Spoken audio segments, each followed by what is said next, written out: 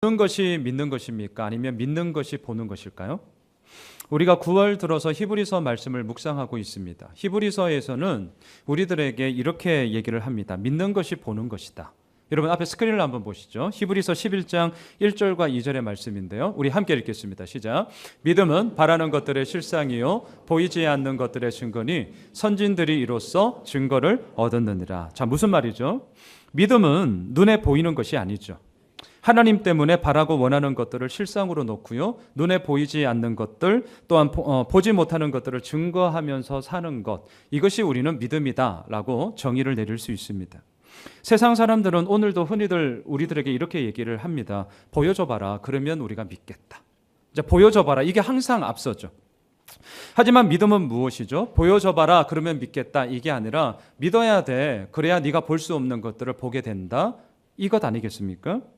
육신의 눈으로 보면 마음 상하고요, 기분 나쁘고 짜증나고 실망과 좌절, 낙심과 어려움 가운데 처할 수밖에 없는 상황이 우리들 삶 가운데는 너무나 많이 있습니다. 우리가 다 부모로 있습니다. 아이들을 양육하는 데 있어서, 육아하는 데 있어서 결코 쉬운 일이 아닙니다. 우리는 사업을 하고 있습니다. 직장생활을 하고 있습니다. 저는 목회를 하고 있습니다. 결코 우리가 삶을 살아가면서 만만치 않은, 호락호락하지 않은 현실 속에 우리가 거하고 있습니다. 그렇기 때문에 단지 우리들의 육신으로 바라보게 되어지는 모든 상황을 그냥 가시적으로 보게 되면 이게 뭐지? 왜 이렇게 힘들지? 왜 이렇게 짜증나지? 이것으로만 가득 차게 되죠. 하지만 믿음의 눈으로 하나님을 바라볼 때에 이전에는 우리가 바라보지 못했던 것들을 얼마든지 바라볼 수 있는 진짜 그 소망이, 산 소망이 그 가운데 나타나는 것을 우리는 경험하죠. 우리가 이런 경우들 있지 않습니까? 사람들이 얘기하죠. 아니, 그렇게 사업이 어려워졌는데 어떻게 그렇게 웃을 수 있어? 아니면 이런 것도 있죠. 아니, 그렇게 몸이 연약하고 좀 힘든데 어떻게 그렇게 마음에 견고함들을 가질 수 있어? 도대체 뭘 믿고 그러는 거야? 무슨 빽이 있는 거야? 이런 얘기들을 신앙을 가지고 있는 사람들을 향하여 신앙 없는 사람들이 가끔은 그렇게 얘기하는 것을 우리는 보게 됩니다. 자, 그럴 때 우리가 답할 수 있는 그 근거가 뭐가 있습니까? 진짜 우리가 뭘 믿고 그렇게 견고함 가운데 나아갈 수 있는 것입니까? 하나밖에 없죠. 하나님이죠. 하나님. 우리들의 연약함 속에서도 하나님의 풍성함을 바라보면서 또한 그 소망을 붙잡고 나아가는 믿음의 눈이 있기 때문에 우리는 오늘도 나아가는 것이죠. 그러하게 이렇게 말씀드리고 싶습니다. 보는 것이 믿는 것이냐, 믿는 것이 보는 것이냐, 믿는 것이 보는 것임을 우리는 다시 한번 마음에 새기게 되는 거죠. 말씀을 준비하면서요, 자료를 좀 찾다가 이 부분과 관련해서 좀 재미있는 실험을 이렇게 적은 책을 보았어요. 근데 그 책이 신앙적인 책이 아니라 기업의 마케팅 관련된 책이었어요. 그래서 되게 재미있었어요. 제가 다 읽지는 않았지만 스킵해서 봤는데요. 그 책에서 이렇게 화두를 던지더라고요. 사람들은 보는 것을 믿을까요? 믿는 것을 보는 걸까요? 똑같은 질문을 던졌어요. 그래서 제가 그 책을 봤거든요. 그러면서 연구한 결과에 의하면 그 마케팅 책이에요. 믿음에 관련된 책이 아닙니다. 그 책에서 이렇게 얘기를 합니다. 연구한 결과 사람들은 결국 믿는 것을 보는 것이더라 라고 얘기를 하더라고요. 이런 실험이 있었어요. 사람들에게 똑같은 와인을 2잔씩 이렇게 나누어 주었습니다. 그런데 그 와인이 담겨진 병만 달랐어요. 하나는 정말 3만 달러 이상의 아주 값비싼 그 병에 담겨져 있는 와인처럼 그렇게 따라준 거고요. 하나는 대형마트에서 손쉽게 구입할 수 있는 그냥 흔하디 흔한 와인병에 그 와인을 담아서 따라준 거예요. 똑같은 와인입니다. 병만 달라요. 자, 그런데 놀라운 것은 그렇게 이제 와인을 각자가 먹고 나서 이렇게 피드백을 하는데 값비싼 와인을 마셨던 사람이 이 와인이 훨씬 더 맛이 풍성하고 풍미가 있고 더 나아가서는 그 와인을 마신 사람들의 이 두뇌, 이 뇌에도 활성화를 시키는 결과가 나왔다는 거예요. 자, 같은 와인이라니까요. 그럼에도 불구하고 맛의 차이가 확연히 달라졌고요. 더 나아가서는 같은 와인인데도 불구하고 두뇌의 활성화에 있어서도 차이를 보여주게 되었다는 거죠. 그래서 연구한 결과 이렇게 나오더라고요. 와인의 가격이 높으면 저렴한 와인보다는 맛이 풍부할 것이라는 기대감이 사람들의 뇌에 전달이 되어지고 또한 실제 와인을 마셔보기도 전에 이미 우리의 뇌가 저거는 좋은 와인이야 라는 결론을 가지고 마시기 시작하기 때문에 결과가 달라지게 되더라라는 것이었습니다. 자, 이와 유사한 연구로 사람들은요, 사망 확률이 20%입니다 라는 말보다는 생존 확률 80%입니다 라는 말을 듣기 훨씬 더 좋아합니다. 이 고기는 지방 함유가 15%입니다. 라는 이 고기보다는 85%가 살코기입니다. 라고 표현된 그 고기를 사람들이 훨씬 더 많이 사는 것과 똑같은 원리죠. 왜 그런 것이죠? 같은 이야기임에도 불구하고 표현하는 것이 달라진 것인데 그 달라진 것에 대한 근본적인 이유는 사람들은 결국 보는 것을 따라 믿는 것이 아니라 믿는 것을 따라 보는 것이고요. 자신의 믿음에 따라서 그 정보를 취사 선택하기 때문이다라는 것이었죠. 자, 제가 왜 오늘 이 질문을 던지냐면 오늘 보면 13절에서도 똑같은 이러한 패턴의 질문을 우리가 던질 수 있기 때문입니다. 여러분, 믿는 것이 아는 것일까요? 아는 것이 믿는 것일까요? 자, 여러분들은 어떻게 생각하십니까? 이 질문에 대해서는 선뜻 이거다라고 답을 하기에는 뭔가 좀 머뭇거림이 사실 생깁니다. 믿는 것이 아는 것이냐, 아는 것이 믿는 것이냐. 자, 왜냐하면 믿는다는 것이 덮어놓고 믿고 보는 소위 맹목적인 신앙이 아닌 이상 우리들의 삶은 반드시 수반되어야 하기 때문입니다. 그래서 호세아 선지자도요, 하나님을 떠나 있는 이스라엘 백성들에게 6장 3절을 보면 뭐라고 얘기하냐면 여호와를 알자, 힘써 여호와를 알자. 그의 나타나시면 새벽빛같이 어김없나니 비와 같이 땅을 적시는 늦은 비와 같이 우리에게 임하시기 때문에 여호와를 힘써 알아야 된다라고 외쳤죠. 여기서 말하는 알면 무엇이죠? 단지 우리의 머리로 지적인 인식으로 인하여서 하나님을 알아감이 아니라 마치 부부가 한 몸을 이루는 것처럼 히브리어에서는 야다라는 단어이지 않습니까? 전인격적인 하나됨의 그 알미죠.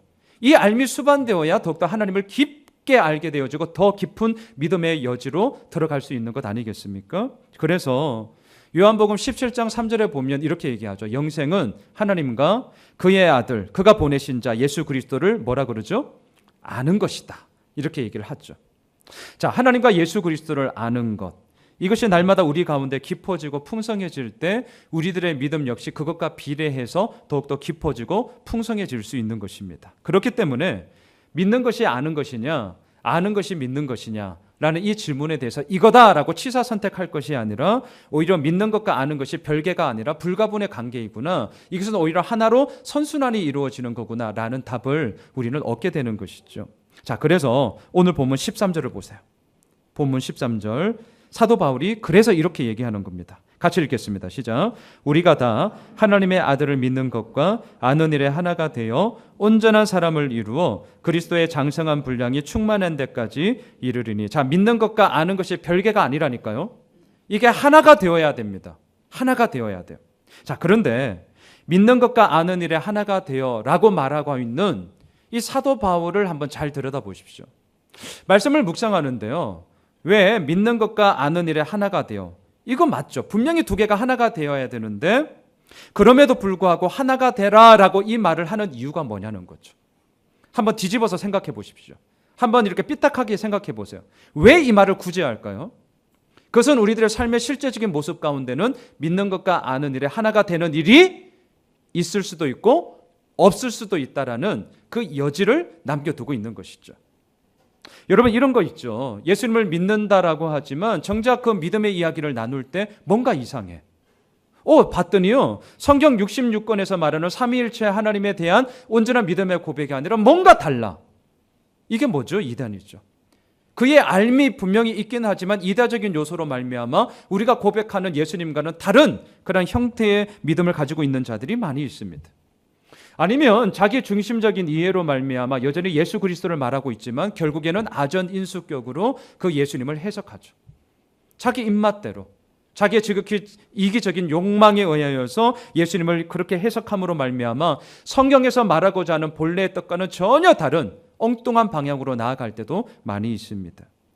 만일 이렇게 된다면 오늘 본문 13절에서 사도 바울이 얘기하고 있는 믿는 것과 아는 일에 하나가 되라 라는 이 말의 의미와는 완전히 거리가 멀게 되는 엉뚱한 잘못된 믿음의 여지 속에서 그의 삶에는 피폐함이 이루어질 수밖에 없는 것이죠.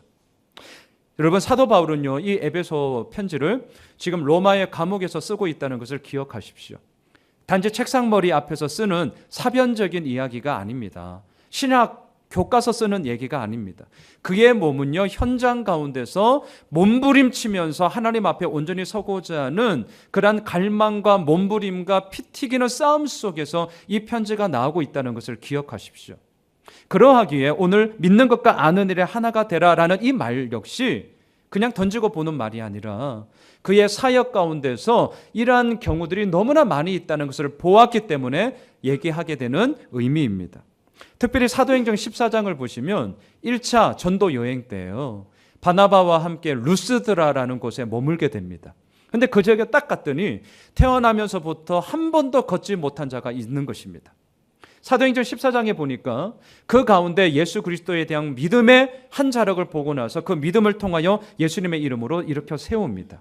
그랬더니 이제 이 동네에 난리가 난 거예요. 단 한 번도 태어나면서부터 걷지 못했던 자가 예수의 이름으로 단번에 일어나게 된 거죠. 치유와 회복의 역사가 일어난 겁니다. 그러자 사람들이 어떻게 하냐면 바울과 바나바를 보면서 이렇게 얘기를 하더라고요. 야, 신이 사람의 형상을 입고 사람의 모습으로 우리 동네에 왔다, 이렇게 얘기하기 시작하는 거예요. 그래서 특별히 바나바는 제우스로, 또한 바울은 헤르메스 신으로 그들이 인식을 하면서 바울과 바나바에게 심지어는 제사를 드리기까지 한다는 거예요. 자, 이 소식을 바울과 바나바가 들었어요. 그래서 깜짝 놀래가지고 제사를 드리고자 하는 사람들 속으로 뛰어 들어가면서 이렇게 얘기하더라고요. 앞에 스크린을 보시죠. 사도행전 14장 14절 15절입니다. 함께 읽습니다. 두 사도 바나바와 바울이 듣고 옷을 찢고 무리 가운데 뛰어 들어가서 소리 질러 이르되 여러분이여 어찌하여 이러한 일을 하느냐. 우리도 여러분과 같은 성정을 가진 사람이라 여러분에게 복음을 전하는 것은 이런 헛된 일을 버리고 천지와 바다와 그 가운데 만물을 지으시고 살아계신 하나님께로 돌아오게 함이라. 우리가 이렇게 이 동네에서 복음을 전하는 이유가 뭐예요? 이런 헛된 일을 버리라는 거죠. 우상을 버리고 뭐죠? 하나님께, 살아계신 하나님께, 창조주 하나님께 당신들이 다 돌아오기를 원하는 마음으로 우리가 이 사역을 하는 겁니다 라고 외쳤다는 거죠. 자, 그렇다면 왜 루스드라 사람들은 이 바울과 바나바를 마치 신으로 신격화시켜서 그들에게 제사를 드리려고 했냐는 거죠. 믿음은 있었죠. 물론 이거 잘못된 믿음이지만, 하지만 그 믿음과 함께 그 믿음의 실체가 하나님이 아니라 전혀 다른 것들을 알았기 때문에, 다시 말할까요? 믿는 것과 아는 것에 온전한 하나됨이 이루어지지 못하기 때문에 이러한 엉뚱한 잘못된 믿음의 모습으로서 이들이 행하게 되더라는 것입니다. 이뿐만이 아니었습니다. 에베소서 성도들에게 보내는 이 편지, 이 에베소서 사역 가운데 이러한 동일한 유의 일들이 하나 더 있었습니다. 다시 한번 스크린을 보실까요? 사도행전 19장 우리 2절로 6절의 말씀 함께 읽겠습니다. 시작. 이르되 너희가 믿을 때에 성령을 받았느냐? 이르되 아니라 우리는 성령의 계심도 듣지 못하였노라. 바울이 이르되 그러면 너희가 무슨 세례를 받았느냐? 대답하되 요한의 세례니라. 바울이 이르되 요한이 회개의 세례를 베풀며 백성에게 말하되 내 뒤에 오시는 이를 믿으라 하였으니 이는 곧 예수라 하거늘 그들이 듣고 주 예수의 이름으로 세례를 받으니 바울이 그들에게 안수함에 성령이 그들에게 임하심으로 방언도 하고 예언도 하니. 자, 에베소 성도들에게는 믿음이 있었습니다. 하지만 성령을 받았습니까? 라는 사도 바울의 질문에 대해서 대답을 못합니다. 아니, 성령이라는 말 자체를 들어본 적이 없는데요, 이렇게 얘기를 하는 것입니다. 모른다는 것이죠. 자, 그러자 바울이 어떻게 합니까? 요한의 세례만을 알고 있는 그들에게 예수 그리스도를 전하고요, 예수 그리스도의 이름으로 세례를 베푸니까 그때 바로 성령 하나님의 임재하심이 이 에베소 교회 성도들에게 이루어졌다는 내용입니다. 자, 이들에게는 분명히 믿음이 있었습니다. 하지만 성령님에 대해서는 몰랐습니다. 이들에게 필요한 것이 무엇입니까? 믿는 것과 아는 일에 하나가 되는 거죠. 자, 지금 오늘 본문 에베소로 다시금 돌아와서 4장 13절에서 믿는 것과 아는 일에 하나가 되라라는 것은 결코 책상 앞에서 쓰는 사변적인 이야기가 아니라는 거예요. 우리들의 삶의 현실 가운데 이루어지는 여러 가지 많은 문제점들과 또한 어려움들 속에서 풀어나가야 되는 너무나 중요한 키로 지금 사도 바울은 자신의 온몸을 다해 외치고 있는 거죠. 여러분, 그 현장에서 있는 사람과 제3자로서 팔짱을 딱 끼고요, 소위 평론가로서 있는 사람과는요 너무나 큰 차이가 있습니다. 그 말 한마디 한마디가 때로는 평론가의 말이 너무나 객관적이고 옳다 보인다 할지라도 정작 그 현장에 있는 사람들 가운데는 들어맞지 않는 이야기가 얼마나 많이 있습니까? 평론은 너무나 잘하는데 정작 그 사람이 글을 쓴다고 한다면 못 쓰는 사람이 있어요. 또 글을 쓰는 작가로서는 너무나 뛰어나지만 다른 사람들을 평하는 평론에 있어서는 어려움을 겪는 사람들도 많이 있습니다. 물론 각자의 역할은 다 있겠죠. 그럼에도 불구하고 제가 오늘 좀 말씀드리고 싶은 것은 이 사도 바울은요, 믿는 것과 아는 일에 하나가 되라는 이 말이 그저 나오는 말이 아니라 자신의 온 삶과 자신의 온몸이 담겨져 있는 현실 속에서 나타나는 그의 몸부림의 외침이었다는 것을 다시 한번 우리가 나누고 싶은 것입니다. 자, 그렇다면 믿는 것과 아는 일에 하나가 되면 뭐가 되는 건데요? 다시 이건 13절 중반을 보십시오. 이렇게 얘기하죠. 온전한 사람을 이루어 그리스도의 장성한 분량이 충만한 데까지 이르게 된다. 온전하다라는 말에 대해서는 지난주 제가 당시 사람들이 크게 쓰던 세 가지의 용례를 제가 말씀드린 적이 있습니다. 기억나십니까? 온전하다는 것이 무엇이었죠? 어부들이 찢어진 그물을 다시금 기우는 것처럼 내 삶의 상처난 부분들, 내 마음에 피폐해진 부분들이 다시금 주의 말씀 가운데 회복되어지고 치유되는 것. 이것이 바로 온전하다였습니다. 온전함이 무엇이었습니까? 어긋난 뼈를 다시금 제자리로 돌리는 것처럼 하나님의 질서 가운데 거하지 못하는 나의 무질서, 있어야 할 자리에서 벗어난 나의 욕망과 탐욕으로 얼룩진 불순종, 이런 것들을 다시금 하나님의 질서 가운데 온전하게 거하게 되는 것, 돌이키는 것, 이것이 바로 온전함이었습니다. 온전함 무엇이었습니까? 전쟁을 준비하는 군인들이 완전 무장하는 것처럼 우리 역시 하나님의 영적 군사로서 완전 무장하는 거죠. 날마다 주의 말씀 앞에 서는 거죠. 날마다 깨어 기도하는 거죠. 그리고 하나님의 선한 뜻이 어디에 있는지를 묻는 거죠. 이러한 믿음의 여정을 온전히 걸어 나아감으로 하나님의 풍성함을 맛보는 것, 이것이 바로 온전하다라는 의미였습니다. 자, 그렇다면 생각해 보십시오. 어느 누가 이 땅을 살아가면서 이 온전한 사람이 되고 싶지 않겠어요? 저 진짜 온전한 사람 되고 싶거든요. 또한 생각해 보십시오. 어느 누가 이 땅을 살아가면서 그리스도의 충만한 분량에 이르기까지 그 여정에 함께 거하고 싶지 않겠습니까? 이거 다 우리가 꿈꾸는 거죠. 하나님도 마찬가지죠. 우리에게 또한 모든 교회를 향한 하나님의 거룩한 열망이고 또한 예수를 믿는 우리 역시 간절한 소망이 그리스도의 충만한 분량에까지 이르는 것이고 온전한 사람을 이루는 것 아니겠습니까? 지난주에 제가 아는 후배 목사로부터 전화가 왔어요. 신방 가는 도중에 이제 호메실 IC를 이렇게 지나가는데 갑자기 제가 생각나서 이제 전화를 한다는 거였어요. 오랜만에 이제 통화가 되니까 궁금하잖아요. 서로의 근황도 묻게 되고 잘 살고 있는지. 그래서 이렇게 전화하던 가운데 제가 물었죠. 야, 사역하는 거 어때? 재밌냐? 재밌어야 되잖아요. 괜찮아? 행복해? 이렇게 제가 물었죠. 그랬더니 돌아오는 그 답이 그렇게 썩 흔쾌하지는 않았어요. 신통치는 않았습니다. 뭔가 사역을 열심히 하기는 하는데 이런 것 있잖아요. 채워짐보다는 뭔가 계속해서 이제 빠져나가는, 에너지가 이렇게 빠져나가는, 뭔가 하기는 해. 근데 그 가운데서 생명의 은혜를 구한다기보다는 다 그냥 나누어주고 나는 이렇게 지쳐있는 그런 마음으로 꽉 차 있다라는 것이었습니다. 이런저런 얘기를 나누다가 제가 말미에 그냥 이렇게 얘기를 했어요. 야, 이제 동생이니까요. 네. 야, 딴 거 없다. 말씀 앞에 날마다 서지 않으면 진짜 아무것도 아니더라. 그래서 제가 뭐 얘기할게요? 큐티해라 얘기했죠. 물론 말씀 앞에 서겠죠. 진리 되시는 하나님의 말씀 앞에 나 자신을 날마다 비추어 보지 않으면 목사? 소용없습니다. 교회 중직자? 아니라는 거 우리 너무나 알잖아요. 그 타이틀이 우리를 이끌어 줄 것 같으면 다 목사하세요. 그 타이틀이 결코 우리를 이끌어가 주지 않습니다. 그 타이틀의 뒤에 숨을 것이 아니라 오히려 다 타이틀은 벗어버리고 하나님 앞에 내가 정직하게 서야 되는 나의 나됨이 필요하죠. 그것이 우리를 온전히 이끌어가게 되는 것 아니겠어요? 그 힘이 결국은 말씀 앞에, 그 진리의 거울 앞에 나 자신을 날마다 비추어 볼 때에 나의 마음의 상태를 확인하게 되는 것이고 또한 그 확인함으로 말미암아 주님의 은혜를 구하게 되는 것이고 주님의 은혜를 구함으로 아버지께서 이루어 가시는 그러한 놀라운 은혜들을 고백하게 되는 거죠. 그 얘기 그냥 하고 다시 한번 좀 만나기로 했거든요. 자, 여러분, 많은 일을 행함으로 말미암아 우리가 온전해지는 건 아니더라고요. 또한 그리스도의 장성한 분량에 이르기까지 나아갈 수 있는 길이 좋은 결과를 얻었기 때문에 그렇게 나아가는 것 절대 아닙니다. 우리가 온전한 사람을 이룰 수 있는 방법이 무엇일까요?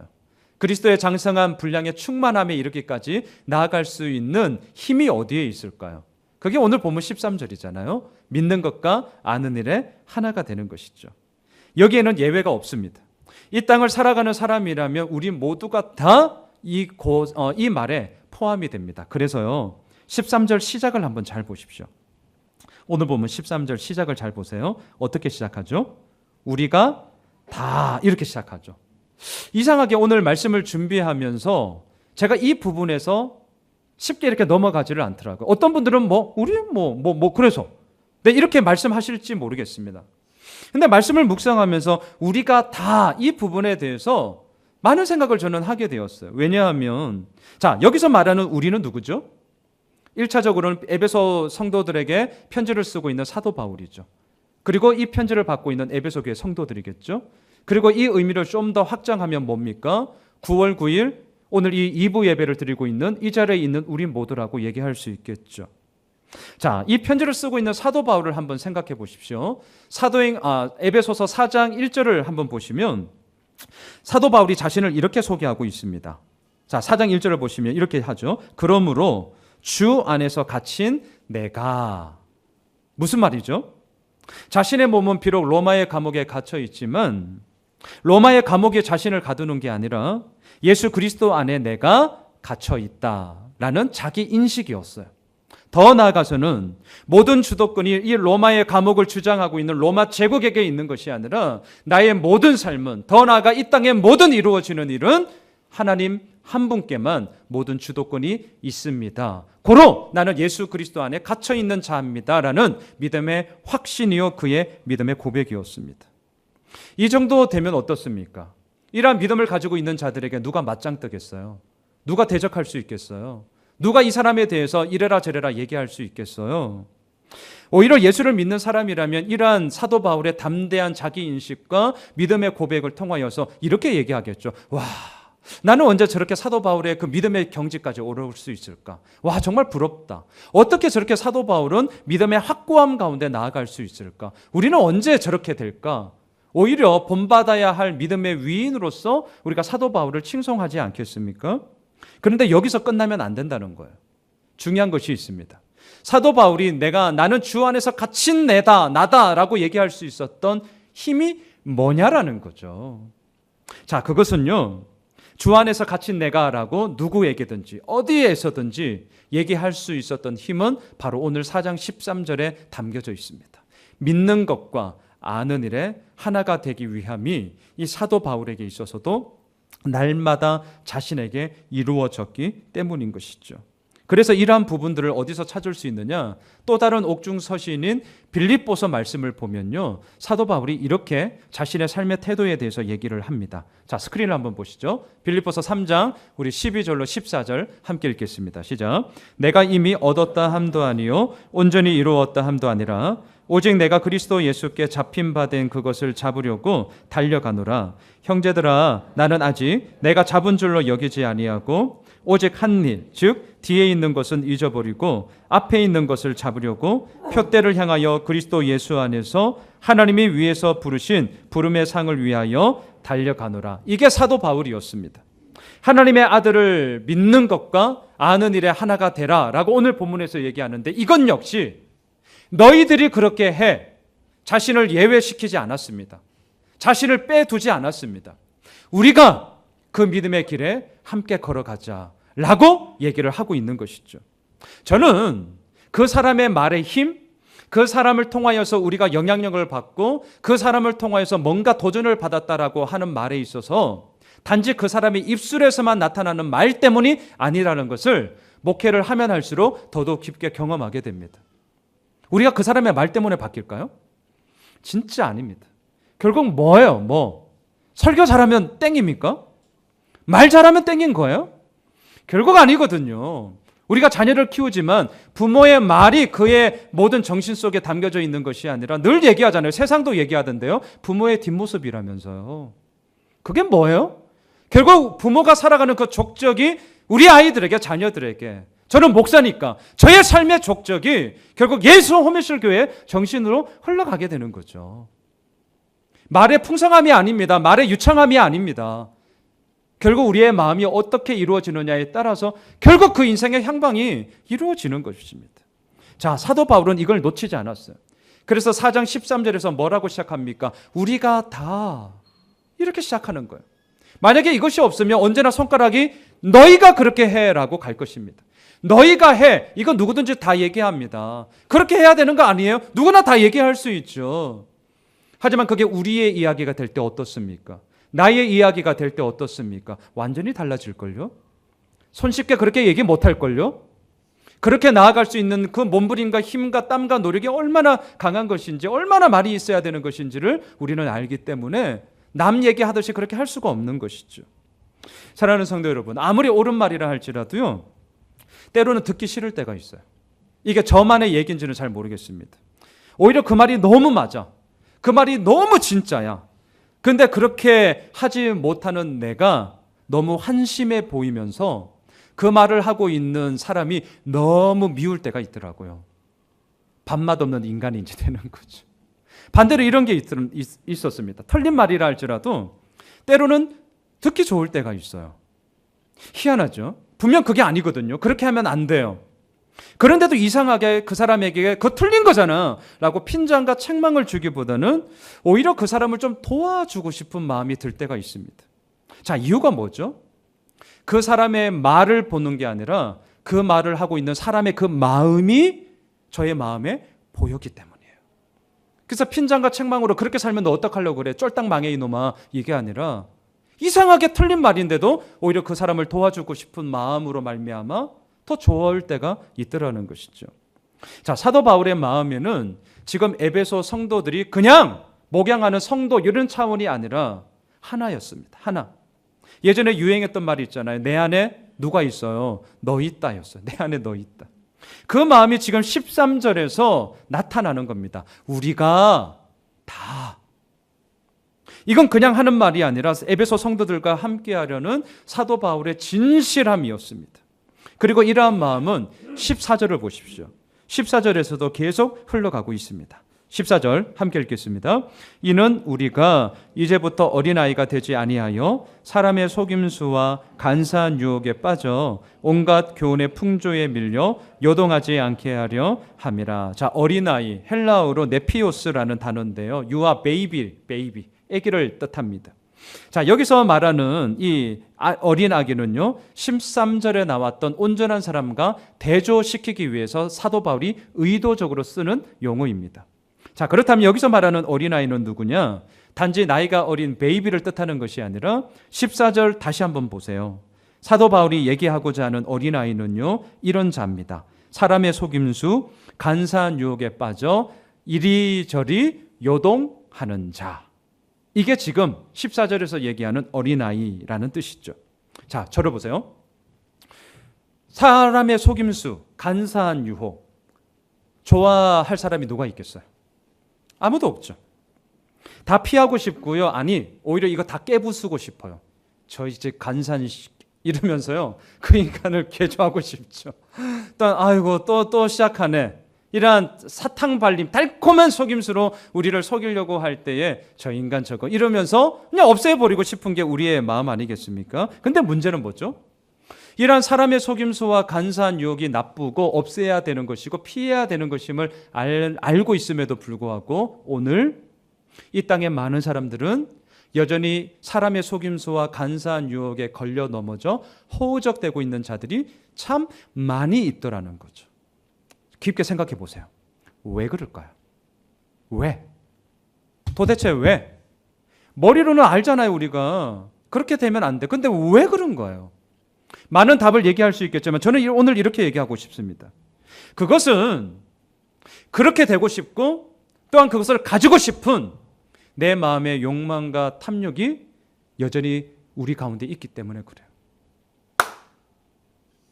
박수 소리도요, 두 손이 마주쳐야 소리가 나는 것이죠. 사람의 속임수, 간사한 유혹 이 얘기하면 다 싫어한다니까요. 다 피하고 싶어요. 그런데 이상하게도 내 삶의 현장 속에 계속 그게 나의 올무가 되고 나의 미끼가 된다. 정직하게 우리 자신을 들여다보셔야 됩니다. 내가 그 자리에 있고 싶은 거예요. 내가 그것을 평상시에 갖고 싶어 하는 거예요. 그러니까 마주치는 거죠. 소리가 나게 되는 거죠. 그런데도 우리는 뭐 얘기합니까? 항상 저놈이 이렇게 되는 거죠. 변화가 없는 거죠. 창세기 3장에 있는 아담과 하와가 선악과를 따먹는 사건 우리가 너무나 잘 알고 있습니다. 뱀이 하와와 대화를 나누는 가운데 결정적으로 뭘 얘기합니까? 앞에 스크린을 보시죠. 창세기 3장 4절 5절입니다. 같이 읽습니다. 시작. 뱀이 여자에게 이르되 내가 결코 죽지 아니하리라. 너희가 그것을 먹는 날에는 너희 눈이 밝아져 하나님과 같이 되어 선악을 알 줄 하나님이 아심이니라. 이것은 뱀의 속임수요 간사한 유혹이었습니다. 그런데 하와가 넘어가요. 여러분, 선악과는 안 돼, 먹으면 죽어, 단지 죽음, 부정, 금지만을 일으키는 소위 하나님의 결핍, 에덴 동산의 결핍이 아니라 이 선악과는 하나님과 나 사이에 있는 생명선입니다. 자, 제가 왜 생명선이라는 말을 하냐면 내 삶에 부족한 것이 혹 있다면 이것이 결핍으로 끝날 것이 아니라 나로 하여금 생명적 관계에 있는 하나님 앞에 무릎을 꿇게 하는, 하나님을 바라보게 하는 또 다른 믿음의 요소가 되기 때문입니다. 하와가 뱀의 이 속임수와 간사한 유혹에 이길 수 있는 것은 딱 하나였어요. 묻는 것이었습니다. 묻는 것. 하나님께 물어야죠. 하나님, 뱀이 나한테 이렇게 얘기하는데 저 말 저거 맞아요? 뻥 아니에요? 물어야죠. 근데 묻지를 않았습니다. 여러분, 나이가 들어간다는 것이 뭘까요? 나이가 들어간다는 것. 그중에 가장 도드라진 특징이 있는데 안 묻는 거예요. 안 물으시죠? 나이가 드셨다는 거예요. 이건 연령의 단지 에이지, 연령의 차이가 아니에요. 왜 안 물을까요? 이 말이 안 되네 지금. 왜 안 물을까요? 그만큼 나의 생각과 좋게 말하면 나의 기준이 너무나 완고하게 자리 잡혀 있는 거죠. 물론 그것이 옳은 길이라면 우리는 그것을 붙잡고 가야겠죠. 하지만 그러하지 않다는 여지가 늘 있기 때문에 우리는 하나님께 물어야 되는 것 아니겠습니까? 하와는 묻지 않았습니다. 왜 묻지 않았을까요? 그 유혹에 하와는 흔들렸기 때문입니다. 왜 흔들렸을까요? 흔들렸다는 것은 불신과 또한 욕망입니다. 불신과 욕망. 불신, 누구를 향한 불신이죠? 하나님을 향한 신뢰가 깨져버린 거죠. 욕망, 무슨 욕망입니까? 하나님과 같이 되고자 하는 그 마음에 이 뱀의 유혹과 간사함이 그대로 들어오게 되는 거죠. 그러하기 때문에 하와는 넘어갔습니다. 어떻게 하죠? 다시 한번 스크린을 보실까요? 3장 6절입니다. 함께 읽습니다. 여자가 그 나무를 본즉 먹음직도 하고 보암직도 하고 지혜롭게 할 만큼 탐스럽기도 한 나무인지라. 여자가 그 열매를 따먹고 자기와 함께 있는 남편에게도 주매 그도 먹은지라. 선악과는요, 오늘 본 게 아니에요. 그저께도 보았고 어제도 보았을 것입니다. 근데 오늘 이상하게 이 선악과가 어떻게 보입니까? 먹음직스럽고 보암직하고 탐스럽게 보이는 거죠. 왜 이렇게 되는 것입니까? 선악과가 달라졌나요? 아니요. 뭐가 달라진 겁니까? 그 선악과를 바라보고 있는 하와의 마음이 달라진 거죠. 네가 먹는 날에는 반드시 죽어. 이 하나님의 명령, 이 하나님의 명령이 해도 돼도 그만, 안 해도 그만 선택의 사항으로 바뀌어 버렸습니다. 선악과는 먹지 마. 순종의 내용이 먹어도 되는 거야. 괜찮아. 선택의 사항으로 바뀌어 버렸습니다. 자, 여러분 보십시오. 이러한 사람의 속임수, 간사한 유혹, 이것이 우리 가운데 있습니까? 또한 온갖 유혹으로 여전히 내 마음 가운데 이리저리 밀리며 요동침이 사실 내 삶 가운데 여전히 있습니까? 그렇다면 우리 자신을 들여다보셔야 됩니다. 더 정직하게 우리의 마음 가운데 그렇게 속임수와 간사한 유혹에 내 귀가 솔깃하다는 것은 그 안에 내 마음 속에 이미 그 내용이 자리 잡고 있기 때문이라는 것이죠.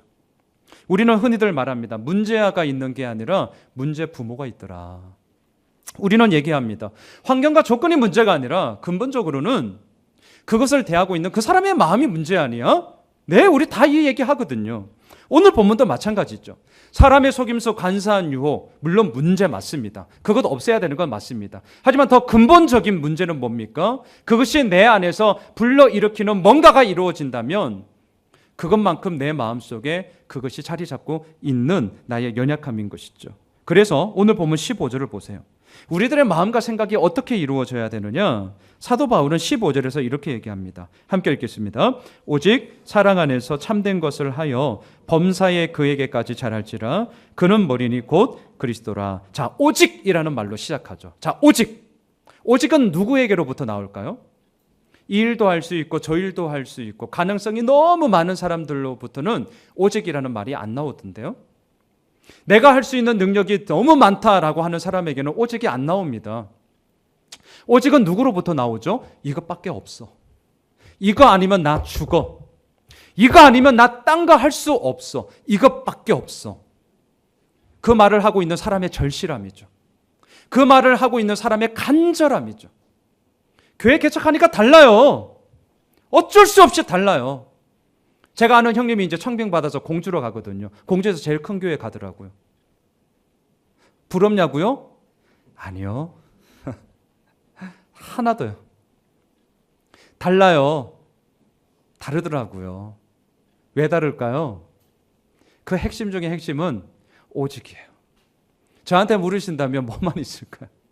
오직이에요. 오직. 뭐든지 시작할 때마다 다르더라고요. 여러분, 이 말은요, 사도 바울의 간절함이었습니다. 뭐가 간절한 거죠? 믿는 것과 아는 일에 하나가 되어서 에베소 성도들이 온전한 사람이 되고자 하는 간절함이에요. 이것은 사도 바울의 절실함이었습니다. 뭡니까? 그리스도의 장성한 분량에 충만한 데 이르기까지 너희들이 이르기를 원한다라는 사도 바울의 절실함이었습니다. 오직 이 말은 간절함이었습니다. 뭐요? 사람의 속임수와 간사한 유혹에 속아 넘어가면 안 돼. 온갖 유혹에 교훈에 밀려 요동하면 안 된다라는 사도 바울의 절실함이었습니다. 그게 오직으로 나타나는 거죠. 오직. 그러면서 뭘 얘기합니까? 뒤에 보시면 오직 사랑 안에서 참된 것을 해라. 참된 것을 해라. 이 말은요, 진리를 말해라 라는 뜻입니다. 그래서 NIV 영어 성경에 보면 Speaking the truth in love, 사랑 안에서 진리를 말해라, 이렇게 해석해 놓았습니다. 핵심적인 두 단어가 나오더라고요. 사랑과 진리. 여러분, 우리는 잘 알고 있습니다. 사랑만 있으면 안 됩니다. 만일 사랑만 있으면 공동체 가운데 잘못된 것, 그릇된 것, 이것이 들어왔다 할지라도 자칫하면 이것을 허용할 수 있는 여지가 아주 농후해지는 거죠. 왜? 사랑만 있으니까. 다 품으니까. 반대로 진리만 있어도 안 됩니다. 진리만 있으면 어떻게 되죠? 그것이 아무리 옳다고 할지라도 서로에 대한 신뢰와 사랑이 아니라 판단과 정죄의 수단으로 결국 사람을 죽일 수 있는 여지가 또한 너무나 많기 때문입니다. 그래서 사도 바울은 오늘 얘기하죠. 사랑 안에서 진리를 얘기해라. 사랑은요, 진리가 있어야 흐물흐물거리지 않고 온전해집니다. 반대로 진리는요, 사랑이 있어야 딱딱하게 굳어지지 않고 그 사람의 마음을 바라보며 나아가게 되는 것이죠. 여러분, 우리는 모두 다 품을 수 없습니다. 또한 모든 것을 다 옳고 그름으로 판단할 수도 없습니다. 다만 우리가 할 수 있는 것은 무엇입니까? 사랑 안에서 품되 진리가 무엇인지를 밝히 보여줌으로써 죽어가는 영혼들을 다시금 살리는 것이죠. 말씀을 정리하겠습니다. 사람의 속임수, 간사한 유혹에 빠져 허우적대는 어린아이 되고 싶지 않습니다. 정말 하나님의 아들이신 예수 그리스도와 또한 그 그리스도의 분량이 충만한 데까지 이르는 장성한 온전한 사람을 우리 모두가 이루고 싶습니다. 이 일에는 분명 우리가 해야 할 몫이 있습니다. 분명히 있어요. 하지만 그럼에도 불구하고 그 몫을 감당하기 이전에 우리들의 진정한 도움이 어디에서부터 오는지를 확실히 하셔야 됩니다. 16절을 보십시오. 오늘 보면 16절 같이 읽겠습니다. 시작. 그에게서 온몸이 각 마디를 통하여 도움을 받음으로 연결되고 결합되어 각 지체의 분량대로 역사하여 그 몸을 자라게 하며 사랑 안에서 스스로 세우느니라. 우리는요, 스스로 세우느니라 라는 이 결론으로 빨리 도달하고 싶어 하죠. 이거 다 우리의 마음이죠. 하지만 잊지 마십시오. 이러한 결론이 도출되기까지 그 출발점은 어디에 있습니까? 그에게서요. 그에게서. 여기서 말하는 그가 누굽니까? 우리의 머리 되시는 예수 그리스도죠. 사랑하는 성도 여러분, 예수 그리스도의 온전한 사랑이 자기의 목숨을 내어주시고 자신의 생명을 기꺼이 내어주신 예수님의 온전한 사랑이 우리로 하여금 온전한 사람으로 이루며 세워나가는 힘이 됩니다. 바라기는 오늘 우리가 성찬을 나누게 될 것입니다. 머리 되시는 예수 그리스도를 다시 한번 새기는 시간이 되었으면 좋겠습니다. 또한 이 성찬으로 말미암아 그에게까지 자라가라는 이 사도 바울의 이 권면의 말씀이 단지 허울적인 종교적인 언어가 아니라 이번 한 주간 우리들의 삶을 통하여서 증거되어지는 복된 삶이 되기를 소망합니다. 우리 모두 온전한 그 예수 그리스도의 사랑 앞에 머물므로 말미암아 온전한 사람을 이루어 나가시는 주님의 그 은혜를 함께 누리게 되는 복된 한 주간 되시길 주님의 이름으로 축원합니다.